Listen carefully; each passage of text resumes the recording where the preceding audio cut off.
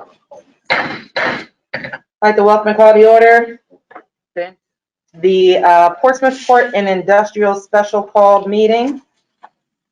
At this time, I'd like to recognize and introduce our new PPIC Commissioner, Mr. Eugene Swenson. Good morning and welcome. Good morning. Roll call, please, Mr. Moore.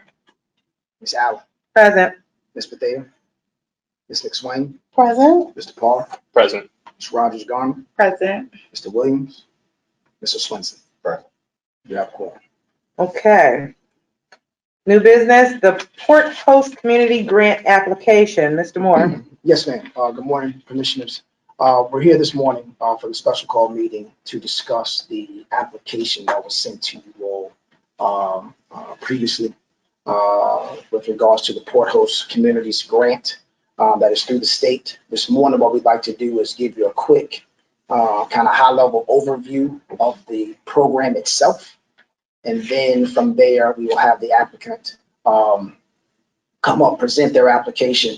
What I will tell you is you have the opportunity once the applicant presents or while the applicant is presenting to ask questions, but the discussion of the application will be held in closed session. Okay, so we'll try to rein you in and keep you on that task. But first thing this morning, again, what we'd like to do is just kind of give you a high level overview of the program itself. And with that, I'm going to turn it over to Mr. Brian Donahue for that presentation. Good morning. Thank you, Robert, and good morning again, Chair, Vice Chair. Good morning. Councilman Moody.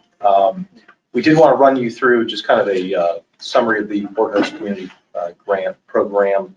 It's a relatively new program. It's only been in existence for 3 years now, so just kind of wanted to give you some background on the program, how it came into being, and how it's been used so far here in Portsmouth. So thank you. Again, the program was created in 2019 through the General Assembly. So it's actually established as a program through the Code of Virginia. And that is done through the Virginia Department of Housing and Community Development. That is the state agency that administers the program. The program itself was created through a partnership of the state's 5 Port Host communities, as well as the Virginia Economic Development Partnership, the Virginia Department of Housing and Community Development, and then the Port of Virginia. So we actually had a panel that was formed by the state, and those agencies came together and actually drafted this program, which is now written into the state's legislation. And the intent of the program is to leverage state, local, and private resources to achieve redevelopment of blighted properties that are in need of investment to spur economic growth and job creation. So that's really the intent of the program. Go to the next slide. So the 5 Port Host communities that are able to participate in the program, those include Portsmouth, of course, but also Norfolk, Newport News, the city of Richmond, and then there is an inland port that operates in the town of Front Royal in Warren County, which is a rail yard service facility, essentially. So those localities are able and eligible to participate in the program. When we talk about port-related, what does that mean exactly? It's a little bit loose, which is intentional in terms of the definition. But as you can see on the screen, I'll read it for you. It's essentially any non-residential structure that was built or used for a purpose related to port activities, is located near the port, so as to benefit from port activities, or is located on or near a transit route that serves the port. So there's definitely some flexibility on the term port related. So that's intentional. Eligible properties are those that have physical or economic blighting conditions. So the properties that this program is intended to target specifically are in need of redevelopment and revitalization. So as far as applicants for the program, only local governments of the Port Host communities that we mentioned may submit applications to the state for funding. And a unit of local government may apply directly for funding, or can also use a designated entity that could be established to submit on its behalf. And that can be done for the benefit of the locality or a for-profit or nonprofit entity for private properties. The process that has been utilized here in Portsmouth is that the PPIC has essentially vetted applications, and when we have a competitive situation where perhaps there's more than one application received, the PPIC has historically determined which is the priority for the city of Portsmouth for that year. And then that application is forwarded to the city council, which would need to pass a resolution as well, including the city manager's authorization that the application also meets the city's determination of kind of a high priority project. And then with that, we would proceed with submitting an application to the state for review and consideration. Excellent. So in terms of the funding under the program this year, which is fiscal year 2022, there's $1.5 million available in the program. That's an increase of $500,000. There were some lobbying efforts made to increase the pot of funding because of the success that we had over the last 2 years. And the way that that money is appropriated, there is essentially a $250,000 kind of minimum threshold grant that can be made to the 5 localities. Obviously, that does not add up to 1.5 million, so there's a little bit left over there. So the way that it works is any monies that are not applied for are more or less up for grabs in that pot of funds. So should a project require additional money beyond the 250,000, you can request those additional funds up to $1 million based on statement of need. Over the last 2 rounds, Portsmouth has been successful in getting 2 grant awards in the amount of $500,000. So back when the pot was at $1 million before the increase this year, we actually received half of the funding. So very, very thankful for the generous award that we were able to receive. And we helped 2 projects over the last 2 years. Those were the former Cogentrix coal-fired power plant, which is adjacent to the Virginia International Gateway Terminal in the West Norfolk area of the city, which was demolished to make way for industrial redevelopment. And the second project in the 2021 round was the former BASF plant in West Norfolk as well, which had some old plant facilities that were demolished. So those both received $500,000 to fund the demolition and clearance to make way for new industrial development. So we're very successful, obviously, in the last 2 years. We want to kind of maintain that track record. The program does require a match by the applicant, so it's a 1-to-1 match. So for any applicant, they would be expected to do that, to provide that, and that would be a private source of funding. Next slide. So in terms of the funding structure, the funds are provided to the locality as a grant. The locality can provide those funds to the project that has applied for funding assistance as a grant or as a loan. Historically, what has been done under the program to date has been grant funding. And the reason for that is essentially the projects that we have funded have required that essentially as a grant. But for those funds in the form of a grant, the project would not be feasible. So that is the structure that has been used to date. Projects must be under an agreement with the city and PPIC, so we do enter into a local agreement. The city has a agreement with the state that it enters into, and all parties are basically held to the same terms and conditions that the state program guidelines require.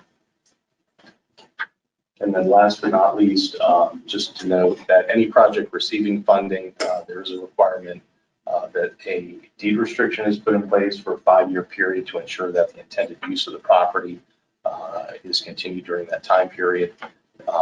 So there is a lien put against the property to ensure that it is used in an industrial nature that meets the intent of the program.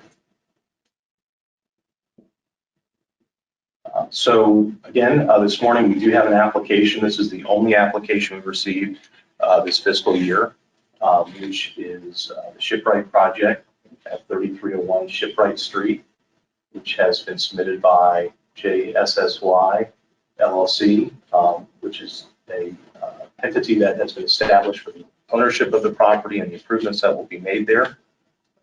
The company that will be operating at 3301 Shipwright Street is International Flooring and Protective Coatings.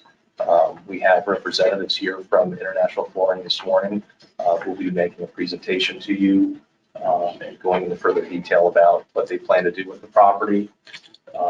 They are currently located in Norfolk. The understanding is they will continue to be headquartered in Norfolk, so this is an expansion of their business into Portsmouth as they are growing. The project entails a replacement of deteriorated bulkhead, 430 linear feet. This is a phased project. If you review the application, there are multiple phases involved in terms of the improvements that they intend to make. But this application is for the first phase, which includes the bulkhead replacement, after which there are a number of other improvements that can be made. The total project cost is $2.2 million. And the grant request is $1 million, which is 5%.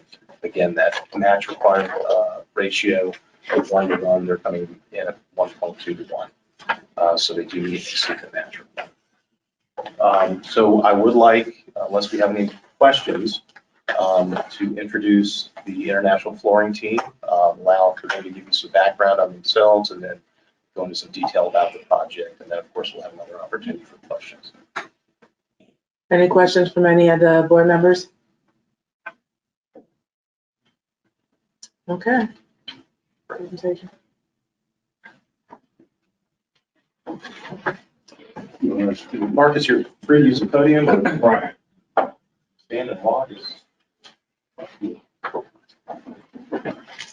Same pretty self-explanatory. Arrow's good, the next one.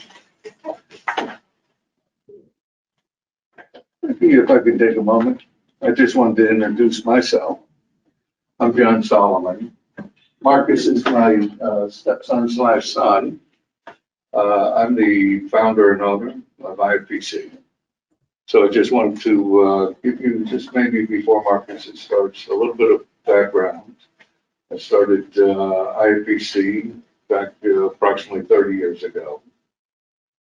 We have approximately 160 full-time employees. To begin with, I wanted to thank you folks for taking the time today.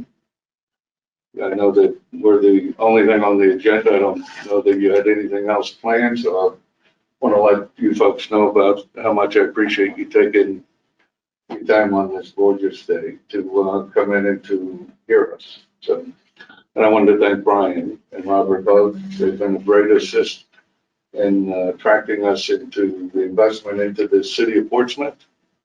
I want you to know that I just made a commitment of $5.5 million into that property, along with the additional commitment that we're looking at long term of a project that's potentially $11 million. So as a soul that's worked very hard to accumulate the resources that I've put together, I'm very excited about the opportunity investing into the city of Portsmouth. This is a big investment for myself. I take it very seriously. And I wanted you folks to know that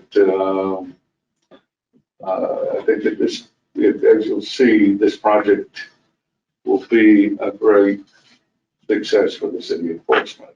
I'm a visionary myself, and I worked very hard for the funds that I've accumulated in my life, and I wouldn't be putting them into this project if I didn't feel otherwise. But again, I just wanted to thank you folks for the opportunity, and I'll let Marcus continue on. That's it, we're done. I'm Marcus Breeden. Like I said, John's stepson, but I've worked with the company for a number of years now. And that's pretty much it. So here we go. IPC, as he said, was started as a small preservation company, essentially removing and applying coatings on various steel structured ships and things of that nature. Over the years, we have evolved, and now are a true turnkey contractor. We do all things from preservation to steel repair, ship fitting, pipe fitting. Just a true turnkey contractor that has really evolved over the years through the work of John and reinvestment into the company year after year, which has been a proven model and something that we're looking to continue to do. So the property itself is 13.2 acres. It's situated on the north side of the western branch of the river. It's made up of about 8.5 acres of land and additional 4.2 acres of waterway space. So here we are, it's a similar picture to what was in Brian's presentation, but you can see the correlation between us highlighted in red over there and the Portsmouth Marine Terminal. So we're in good proximity to other marine outlets and as well as local travel corridors there. So here's the property here. Essentially, the assets are made up of 8 total piers, fabrication building, electrical shop. We have deep water access. There's a rail system that's on the property, as well as space for dry storage and an office building. So why did John decide to invest in Shipwright? The answer is pretty simple, honestly. One of the most important things that people talk about in acquiring a property is location. And as a company, we feel the property could not be in a better geographic location to support the maritime business and economic growth in the city and ultimately the region. There are no navigational barriers, which is huge. We talk about the things that we'll outline in the presentation. Not having the navigational barriers is really a huge asset in the property itself. Also, we're close to other marine terminals, local larger shipyards, railways. Additionally, the on-site fabrication shop and ability to execute government and commercial contracts, paired with the ability to partner with folks like the Coastal Virginia Offshore Wind Project, which we'll talk a little bit more about later. But we think that those are all going to be huge opportunities for the economic success of the property. All right, so Brian talked a little bit about what the fund is designed to do. And so here, we talked about the properties being blighted and port related. And I think that, we'll get into a few pictures later, but there's no question that the property needs some significant work. And as far as port related, we're right in the mix. We're right in the mix of it all. But it is severely blighted. And I think that once the total project itself comes to fruition, starting with this bulkhead replacement, which is literally the foundation, there will be huge economic success for the property, for the city, and a great chance to grow the employment at our company and employ hundreds of people. So some of the areas that need the most attention are starting with the bulkhead, which runs across the entire shoreline of the property, and in many places it's imploded. There's heavy corrosion throughout the entire bulkhead, and it needs to be replaced. There's tie rods that are breaking. It's in pretty rough shape, and it needs to be treated with urgency, which is why we have decided to do it first, because the property itself has to be stabilized on the waterfront before you can continue making improvements to the land. So all 8 of the finger piers are very fragile. They're structurally, from an engineering standpoint, are just not up to par. They're falling in the water Pylons have been shifted from years and years of tide changes, and they're in pretty rough shape. The concrete pier structurally is okay, but the infrastructure on the pier, as far as services, air, potable water, electricity, things like that, that really make the place enticing for a customer to want to berth their ship and have their ship worked on there, they need to be touched up. But the good thing is that the pier itself is pretty stable. The remaining facilities to include the Quonset huts that are large steel structure buildings that were once used for blasting and painting, different pieces, components, small ships that we can pull up out of the water into these buildings. They're unable to be used as originally intended. They're littered with holes. They cannot be secured, so it's going to take a significant amount of steel work to get those things back up and operational. Additionally, the on-site crane has recently been deemed unsafe for use, and we'll have to figure out the means of tearing that thing down and getting it off the property and eventually replacing it with a new one. Lastly, the property, as you come over the bridge there is pretty visible, and it is one that it needs to be, the grounds themselves need to be cleaned up. There's 100 years of spent blast media that's covering the ground. It's somewhat of a dust bowl.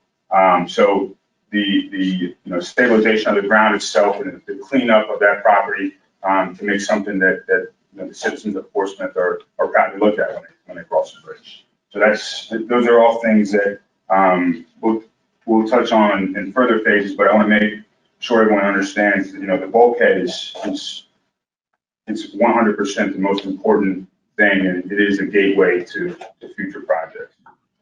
So we'll go through a little bit of the pictures here, and you can see, so we're working from the west end of the property across. So this is just a bunch of rocks and large rocks, dirt accumulated. And you can see the old wooden type bulkhead here. What needs to be there is a solid steel wall that runs straight across. You know what I mean? It's tied back, super stable, and this it continues to erode and eat away the land year after year after year. So it's something that needs to be addressed.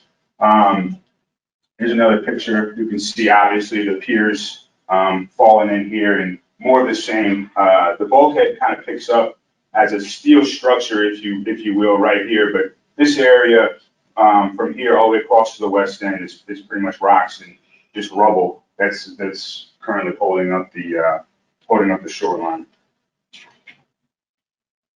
So this picture I went over about 3 weeks ago, and we did a drone, took a drone over the property, did a bunch of video surveillance, and took a bunch of pictures. And so this picture was taken 3 weeks ago, and you can see the bulkhead.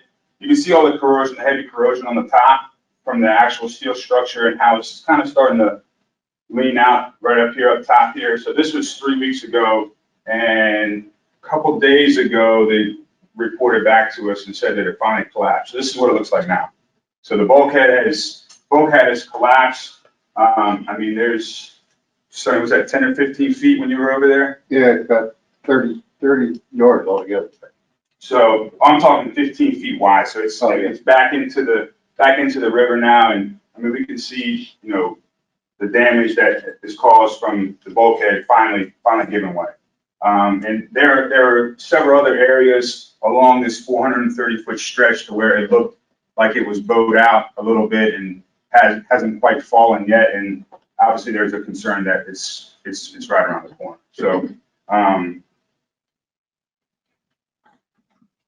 this is another picture just showing you can see the corrosion on the top, all the rust on the top here, and how these sheet piles, they're interlocking, and a lot of the areas you can see right here, the steel has just corroded and rusted out. A lot of the places are buckled. This is not traditional engineering here with pylons driven into the ground and tied off to the bulkhead. I mean, those they have heavy steel cables that go back and are implanted into the seabed to really bring stability to the wall, and those things just aren't there. This is a close-up view of that same shot, just really seeing the deterioration of the steel all the way up the side there. So this is a front-facing picture, and I mean, it's the rust and stuff like that. It's pretty obvious. I won't beat you guys to death with that. I think it's pretty self-explanatory as far as that goes. But I just want to point out the magnitude. I mean, it's like that all the way across. You know, it's not just one spot or another. It's failing entirely. This is one of the spots here I was talking about that's bowed out pretty good. So there's 2 or 3 more spots along the same stretch that hopefully will hold up until we got time to get to it, but who knows? So moving on to the piers, see this pier is kind of runs, you know, kind of like a snake, which, you know, obviously over the years have shifted pretty bad. Up here in the top left, you can see the piers, you know, pretty much collapsing in on itself. Bunch of missing boards. The stability of the pylons, I would imagine, you know, I'm no engineer, but just by looking at it, I would imagine it's pretty questionable. So this is the furthest out end on one of the piers, obviously just complete rubble. Another one of the piers here, missing all the planks. And this wood is not like, you know, someone just take it out. Obviously, it's rotted out and fallen into the water over the years. I mean, it really needs, you know, complete replacement. Some more images of the piers here, missing the planks, and you can tell that how the pier goes up and down, you know, throughout the length of the pier there. And so this is a kind of closer picture, but you can see all the, you know, the black and the black beauty, you know, spent blast grid and just the property itself. You know, there's been a tremendous effort since we closed on the property to start getting, you know, the trash and you know, scrap metal and stuff like that off of the grounds to do some preliminary cleanup. But there's going to be, you know, as far as just a landscaping perspective, I mean, there's going to be hundreds and hundreds of tons of 57 stone and crush and run and stuff to really come in and make the place look professional. So we're starting to get there, you know, little by little, but as you can see, the property itself, I mean, it needs a thorough cleaning just from a, you know, groundskeeping perspective. So we're going to get a little deeper into the project here. Brian touched on it a little bit, but essentially we're replacing the first 430 feet of bulkhead, which is depicted by this yellow line here. And part of the reason is because it's not that, you know, this is the worst stretch of bulkhead. There's no question about it, but eventually we're going to have to go all the way across. But the big thing is that once this land is stabilized, then, you know, we have a fabrication shop that's kind of out of the picture, but it's in the top left-hand corner here that we can immediately start using. And we'll get back into that in a few more slides, but that's kind of the reason why we picked this, not only because it's the worst, but it's going to allow us to start, you know, running a business out of this place and generating revenues the quickest. The project in total is $2.2 million for this first phase, and that, you know, commits to a 1.2 to 1 ratio as far as the funds go. This next slide here is kind of a detailed drawing of the overall plan that we had for the replacement. So this bulkhead is going to come all the way across. This is our concrete pier here. So it's going to come all the way across to the concrete pier. These areas right here that used to be an old grading dock are going to be backfilled. So that will actually add to the land, the usable, you know, portions of the land. And same thing here. Here's another grading dock that's going to be backfilled, but essentially it's complete replacement. They're going to put one bulkhead, a new bulkhead in front of the old one, and backfill it. And then anything that's, you know, deemed that has to be taken out from an environmental standpoint, obviously will be removed to help protect the waterway.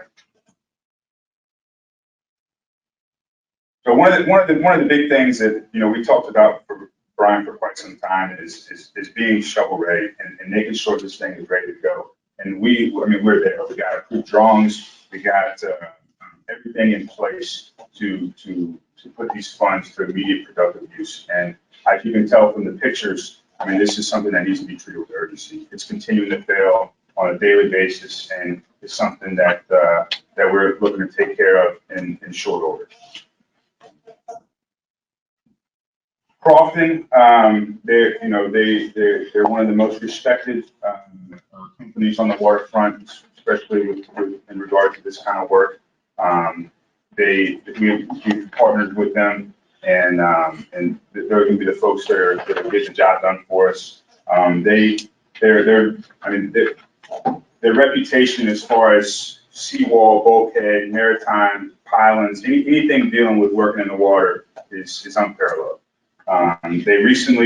Some of the recent projects, they did the seawall right out here. They did a complete refurbishment, replacement of that actually, and that was a almost $1 million project. So I mean, the magnitude of work that these guys are used to doing is right on par with us, and it's something that fits right in their wheelhouse. Another job that they did recently, which is obviously comparable to ours with the replacement of the actual bulkhead, 500 linear feet, but they also did, I think about 100,000 square foot of reinforced concrete, which is just a huge job there. But their capabilities are certainly well within the realm of this project, and we feel really comfortable hiring them to accomplish the work.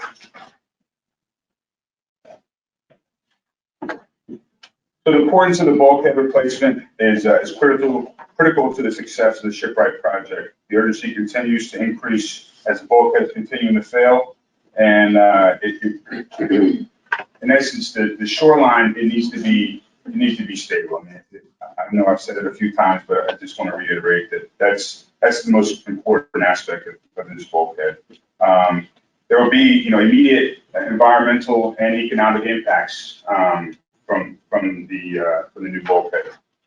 So, what are the immediate uses for Shipwright after this bulkhead's in? Immediately following the bulkhead project, fabrication shop will be up and running at max capacity. Major opportunity exists in the arena of nodule fabrication. This sturdy bulkhead provides the ability to optimize process efficiency and ultimately increase profits. Modules are fabricated using a variety of raw materials, and the new bulkhead will allow for the materials to be floated in via barge and handled by crane, instead of dozens of trucks and forklifts to accomplish the same task. There's a vast market under the umbrella, and one that can be very easily capitalized on with the current infrastructure at the Shipwright property. So we talk about job creation. We plan on 150 jobs just from the fabrication shop alone. Some of the trades are off to the left with the salaries or hourly wages attached to them. But we start talking about standing up a fabrication shop in the shipyard, and the amount of people that it takes to make that thing go is pretty substantial. Anywhere from yard managers to all the way down to security, quality assurance personnel, safety, rigging guy. I mean, it's there's a lot of people that it takes to run a well-oiled machine when you talk about fabrication. Not to mention, when you bring in that many people to one area, the surrounding businesses will feel the impact too. Food and beverage, hospitality, service, things of that nature.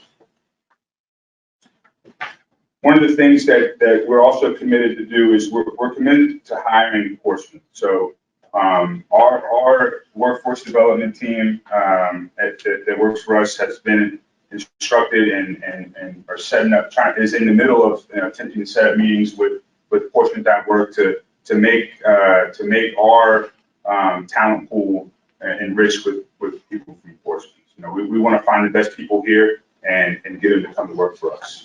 So Ross is our guy that heads that up, and over the last couple weeks, I've been talking with Brian to try to get this ball rolling as early as we can to really make sure that we find the best people here that can work for us over at Shipwright.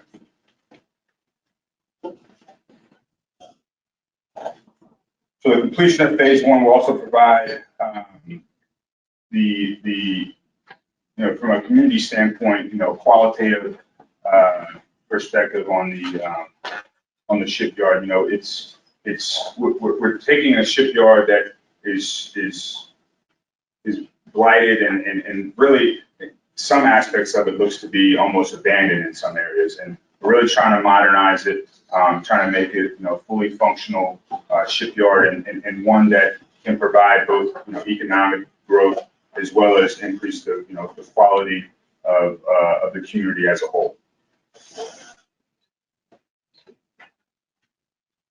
So in the future, the long-term economic vision for the property is to get, you know, we're built on fabrication, ship repair, preservation, and berthing. I mean, those are the things that we look for as far as, you know, economic avenues for the property. But going forward on that, you know, as far as the involvement for the U.S. Navy small boat contract, which is multi-$100-million market, and one that the shipyard is really poised to take advantage of with the, you know, in later phases as we continue to develop the property. I think it would be a great fit for these small boats to come tie up, and we can actually bring them out of water with, you know, travel lifts and things of that nature to work on them in the shipyard.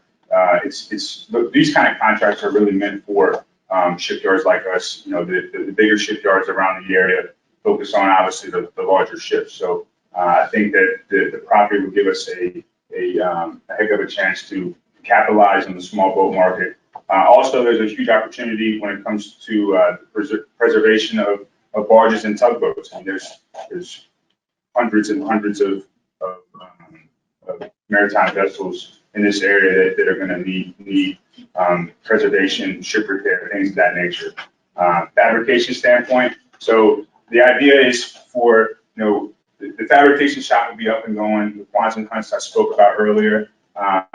We could essentially bring in raw materials, fabricate a module, send it to a paint booth, blast it and paint it, put it on a barge and send it to the customer. So it's a one-stop shop. And then finally, the Virginia Offshore Wind Project. There's a huge opportunity as far as the wind goes. We're set to be a major contributor to the success of the offshore wind project. The geographic location, absent of navigational barriers, close proximity to marine terminals, rail access to deep water were all necessities that the Shipwright project provides that is essential to the offshore wind project. I mean, without if these guys are carrying these turbines standing up on their ships, any bridges takes you out of the picture. So it's the navigational barrier issue is one that really sets the property up to be successful with the wind project. So we're currently in talks with Dominion Energy to provide support to the project through several leasing opportunities as well. A gentleman by the name of Grant Holland, who's the director of generation projects, he's revealed 3 areas that he thinks will be a perfect fit for the property. One is they're looking to potentially make their headquarters at the property. They want to build a 3-story building with parking underneath to house 100 office personnel. So we're really excited about that opportunity. They also need a 6,000 square foot warehouse facility for small parts, widgets, all their small materials they're looking to store. And then they need somewhere to put the vessels for berthing. I mean, there's going to be a huge, we're talking about before the meeting started about all the needs that, you know, that in the supply chain that they're going to have, all the ships and stuff like that. So they're going to need a spot to put all these vessels, and the Shipwright property really aligns with their vision and what they're trying to do with the project. And we're looking forward to making some things come to fruition with Grant.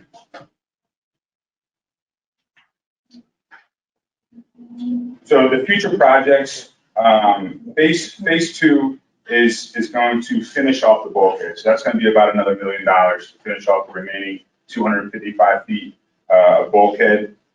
Phase 3 will involve several facility upgrades, equipment purchases. We talked about replacing the crane and the construction of a boat ramp. Phase 3 is projected to be about $1.85 million. And then phase 4 will include the renovation of the piers and the purchase of travel. And that's, right now, it's maybe about $6 million. So at the conclusion of phase 4, the Shipwright property will be a state-of-the-art facility. I mean, it will be up and running, travelers, cranes, pulling small boats in and out of the water, preservation, just a true turnkey contractor to be able to provide services from start to finish.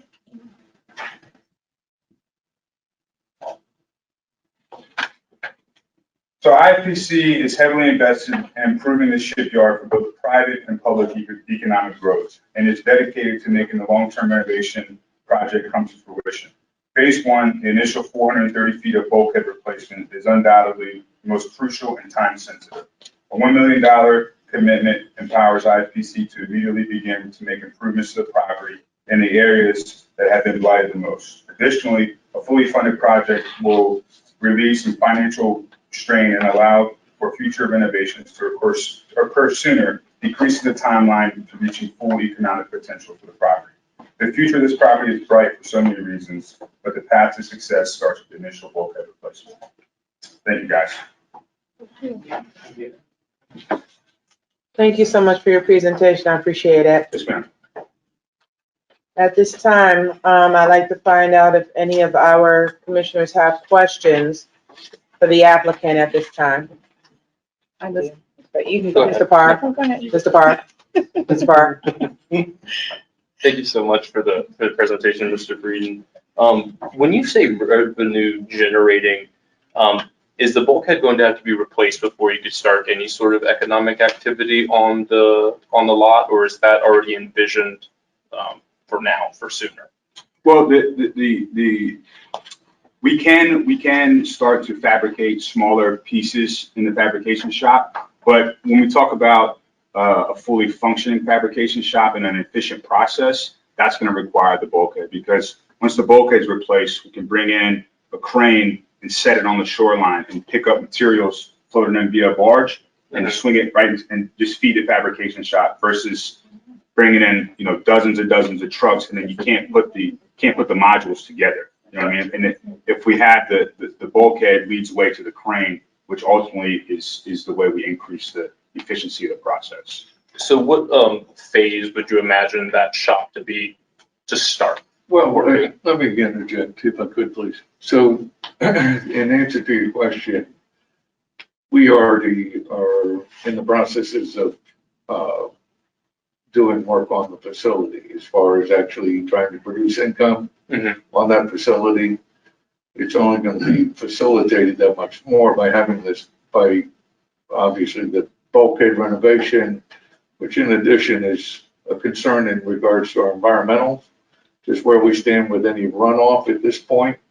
So the sooner that we can put that to rest, the quicker that we can be more fully functional. But in answer to your question, there is a fabrication shop there. It has been utilized. We're in the process of taking, as far as the turnover from the property, I still have the previous owner that I've allowed to continue to finish some projects that he had. We're in the processes of trying to clean up these Swanson huts, continuing to do our due diligence on going through any of the structures themselves.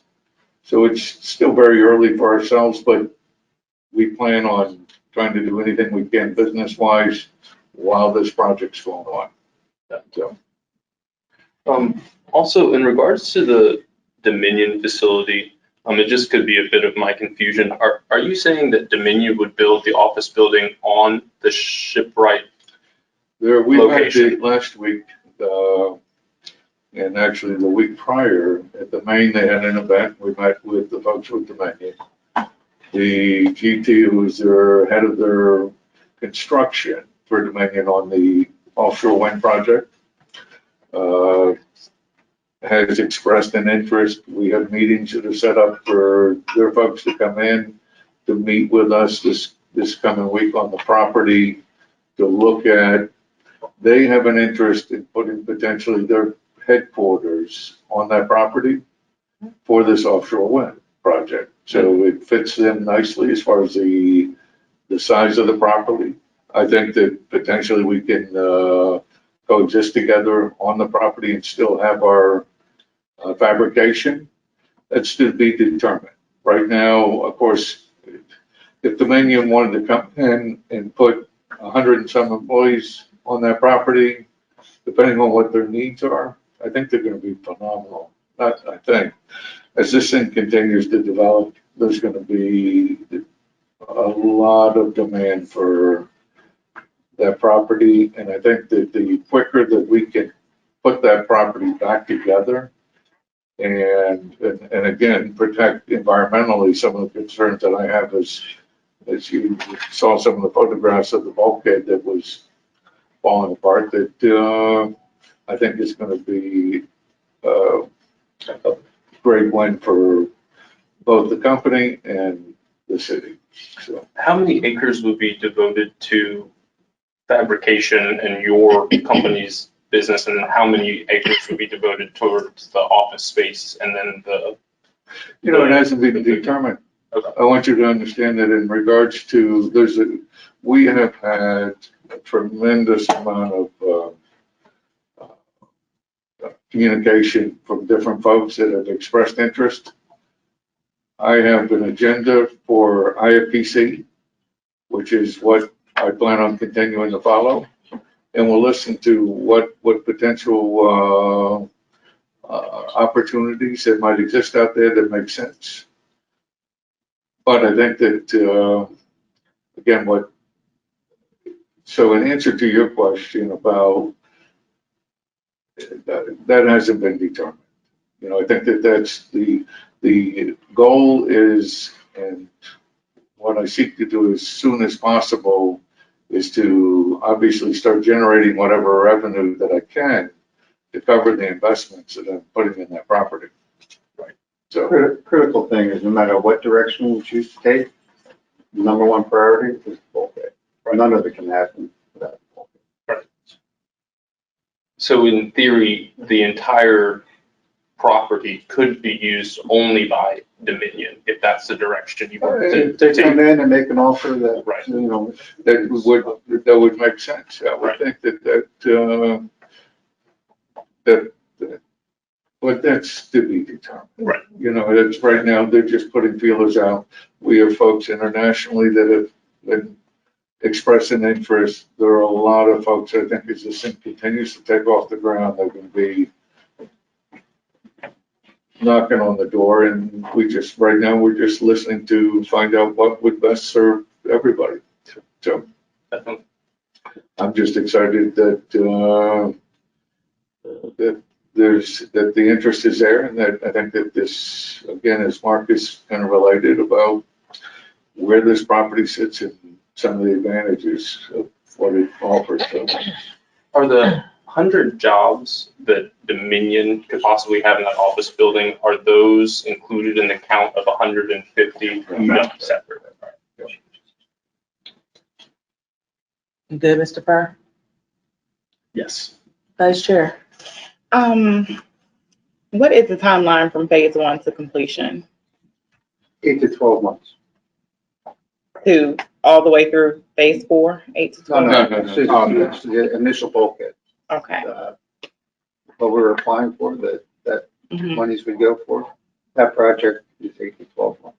So the complete project, what is, So I think that has a lot to do with, like I said, with the plan is to use the funds to get the phase 1 done. And then as the company continues to grow and continues to make money, then we'll be able to reinvest, back into the property.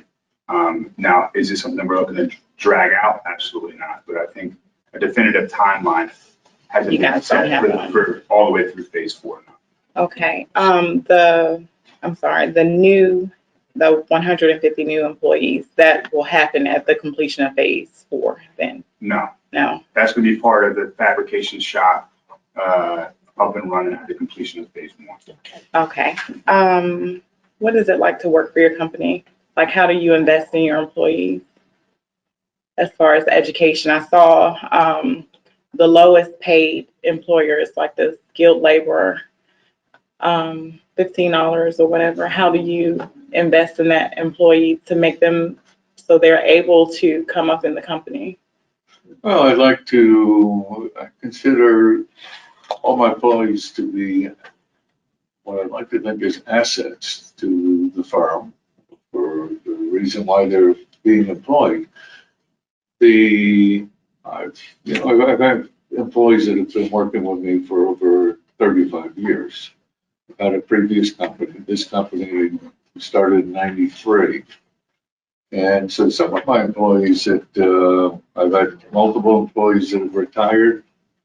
I consider, as far as the investment in our employees, we have various, between our 401, between our health insurance that I'm paying approximately 75% of the employees' healthcare. I think as far as educationally, we've supported anything that we send employees to different schools. We've been very, I want you to, as we continue to grow and if we've accumulated the ability to financially support our employees further, I've invested into those employees. So it's I don't, as far as more specifics, Constantly, ongoing training. It's just- Yeah, so we bring in, so the general labor guys would be like a helper of sorts. And we bring those folks in and the best employee in our mind is the one that we can train from the ground up, right? Because people that could come in with a certain skill set, they already have been trained one way or the other, and it could be right or wrong, who knows? But if we can get a guy at the bottom and then train him all the way up, that's what we're looking for. So we do that through a variety of review processes. We rely on our supervisors to let us know who has a skill set to move forward, right? And if those that don't, then we enter them into a 6-month review, then a 12-month review to kind of get them on the program as far as advancing themselves. And then as they go through their careers, in our instance, we have different certifications that we have to meet to do government work. So we have to invest money for them to go to school and get qualified, be it a blaster, a painter, a welder, depending on their trade. Okay. That's it. Ms. Swift-Twain? Thank you. You're welcome. First of all, I want to thank you for the presentation and also for your interest in power enforcement. My question was actually answered because I was just concerned about the funds that we're asked to apply to your organization. How long would it take to hire from within Portsmouth? So you answered that and I appreciate it. And thank you for your time. Thank you. Thank you. Councilman Moody? My question is to Robert. Robert, what's the projected tax revenue at the completion of phase 1? So we're still working through those numbers as far as exactly, again, working with the team as far as what that's going to look like, just from a standpoint of them getting a fabrication shop up to the standards that they want to be at. Like they said this morning, they're already fabricating, if you will, but they're going to be improvements to that fabrication shop as part of phase 1. I think everything right now is get the bulkhead in, get that done, and then how much they reinvest into the fabrication shop, that's going to be on those guys. But we're working hand in hand with them to make sure that this is the most successful project, because there are other parts of this. Again, offshore wind, things of that nature. We've been in talks with Dominion as well, so we understand the scope of that project. But this could be some significant tax dollars for the city. Yeah, I'm speaking of the real estate tax and machine and tool. I think it would also be good if we would project what the economic impact Yes, sir. of each phase is. Yes, sir. It's a wonderful project, especially the rehabilitation of a blighted property. Certainly appreciate your investment in our city. Thank you. And we'll work to get that back to you, Mr. Moody, as we start to really define those numbers, so we can have some numbers that we put out. And we will do that, because the other part of this is, they're also eligible for things like enterprise zone and so on and so forth, things that the state, we also have to give that information. But I think as we really hone down after this discussion, and get that bulkhead right and know what we're looking at there, and I think we can get some more defined terms as far as the monies, but we will definitely have that information. Well, the question is the application process for the Army Corps, EPA, is that underway? Do you think any of that would be an obstacle? I don't, from my communications with various contractors, Bill McGann, who I plan on meeting with again, some of the other folks that have been involved in a lot of bulkhead work that are actually, my neighbor is getting ready to apply for a dredging permit that needs my permission, that I spoke with last week. Kenny Crofton that's been involved that felt that that wouldn't be an issue in reference to moving this thing forward. So, Anything else, Councilman? Thank you. Ms. Terry? Good morning. Good morning, everybody. I was just going through, and I know at some point, because you already own the property, I saw you closed. Did you close on 8/25? we did. Yeah, we were looking at your financials and we didn't see it as part of the asset. So that's what made me start looking and see when you actually acquired the property. Pretty recent. So yeah, so that's why I think the tax question came up, because you wouldn't see that yet. Right. But your first quarter will probably be due at the end of December, 1st of January. So anyway, I just wanted to make mention, we were going through the financials. Sure, and if there's any other questions, my controller and accountant would be glad to.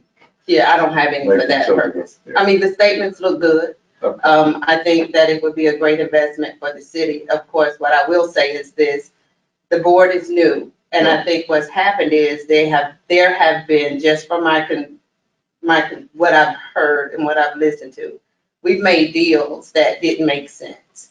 So the board is determined to ensure that the deals that they are responsible for on their watch make sense.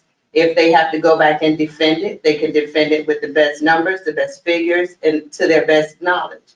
And I think that is the bulk of the questions. They just want to be 100% sure. When I look at this opportunity, and I'll say it's an opportunity for Portsmouth, because long-term, it will turn around and make Portsmouth money tax-wise, employees coming into the city, revenue. I mean, on paper, it looks amazing. And you have you have the background here that shows you a very reputable company. So I don't have any question about that. The only question I had is the 1 million once it's invested. In the other phases, are you also going after other opportunities to try to get additional dollars to assist you? I would be foolish if I wasn't. So I could use all the help and that can help all of us. And I appreciate your service in reference to the due diligence and minding the store. I've served on my share of boards in life to know it's a thankless job in many ways to a lot of folks. So I do appreciate the due diligence and the concerns. And I want the company or the board to know, this is a high risk for this company as well. They've already invested 5.5 million just on acquisition. And to be clear, they're taking all the risks. So what they're doing in response to that is a $2.2 million investment. The $1 million is just going to supplement what they're doing. But I want to be clear, they're taking all the risks. So I think it's a great opportunity for the city. These are the things that this board is formed for, to hear it out, make the determination, see where it's going to benefit the city, to ensure that the city is getting the best at the end of the day. Okay? But I will commend you. The presentation was amazing. And your son, you should be proud. Most kids don't follow footsteps of parents. But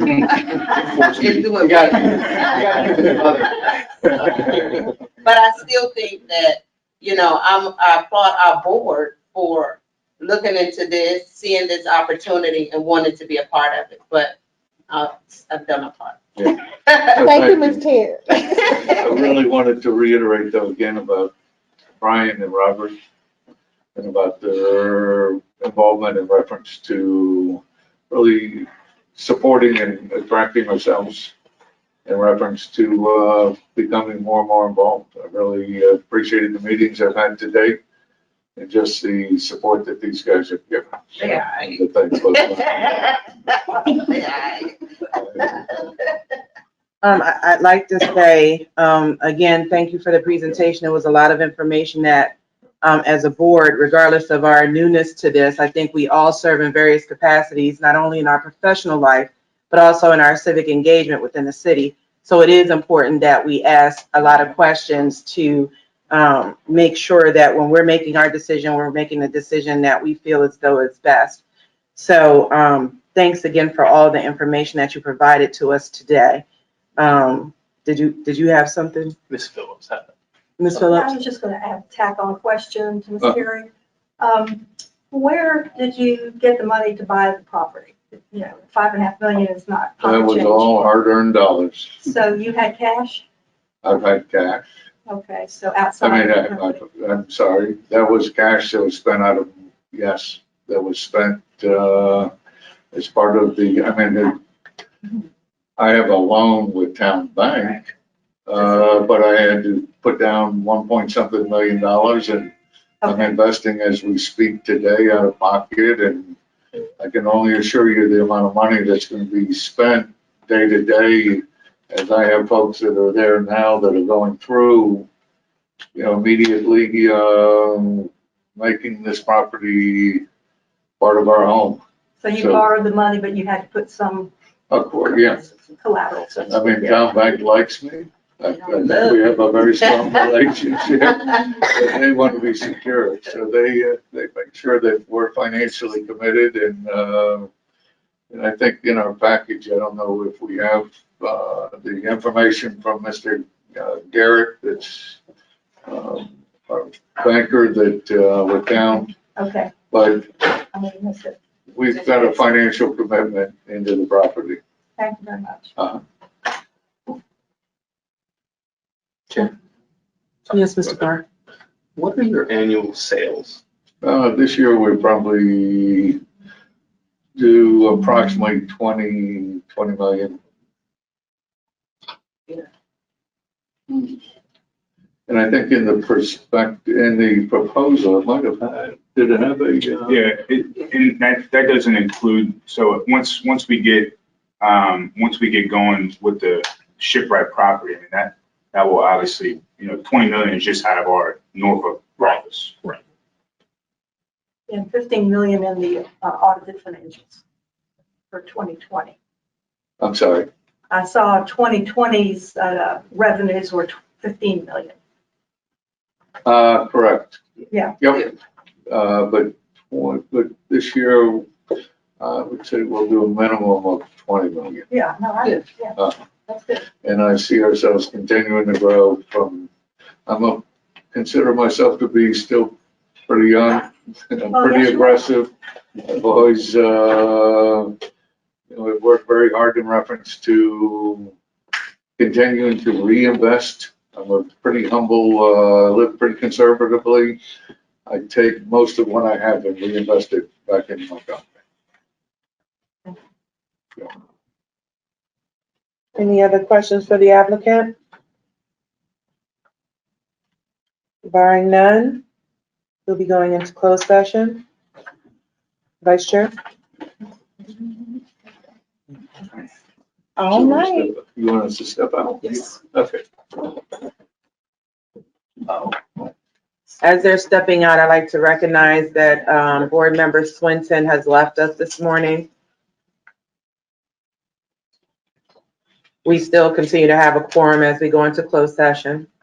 All right. You can go ahead. Okay. I move to go into a closed meeting pursuant to Virginia Code subsection 2.2-3711A.6 for the purpose of discussing or considering the investment of public funds where competition or bargaining is involved, where if made public initially, the financial interests of the governmental unit would be adversely affected, specifically regarding the Port Host Communities Revitalization Fund. Second. Roll call vote, please. Ms. Allen, Yes. Ms. McSwain, Yes. Mr. Parr, Yes. Ms. Rogers Garner, Yes. and Mr. Swenson left, so we are in closed session.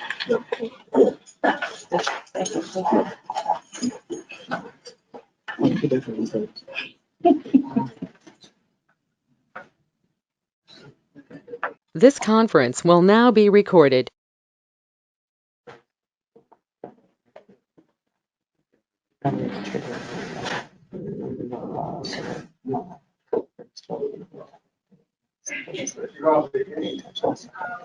Okay.